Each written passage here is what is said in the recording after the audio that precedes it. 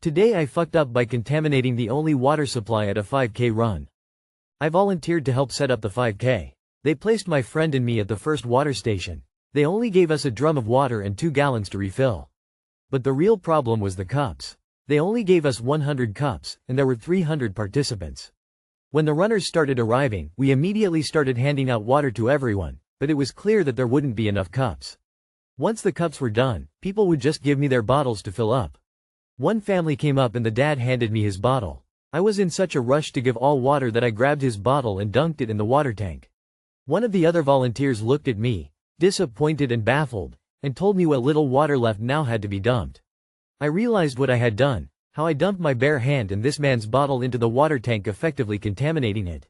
I then went to sneakily dump the water behind bushes while the other volunteers told the runners that we were out of water. At least 150 runners did not get water until the next water station. But that water station also had few cups. In the end, there was maybe 50 people that had no drink of water at all until they arrived at the finish line. Too long did not read. I dumped my bare hand and a stranger's bottle into the water tank and had to sneakily throw it away while we told the runners there was no more water. Edit.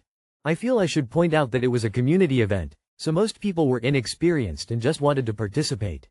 Also, I live in the tropics, it might be a cultural thing to give out water. Especially with the heat. The real mistake is the race planners not providing enough cups and water stations, so it's not really on you. Fortunately, it was a 5K and not a longer race. I've never done a 5K that even had water stations along the route. So, the drum of water was just open where you could dunk a bottle in your hand in? Seems there was an issue before that happened?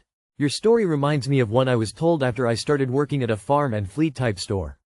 They would have a free hot dog feed each year. One year, the new employee directed to cook the hot dogs in the roaster filled it at the water tap next to the minnow tank, live bait.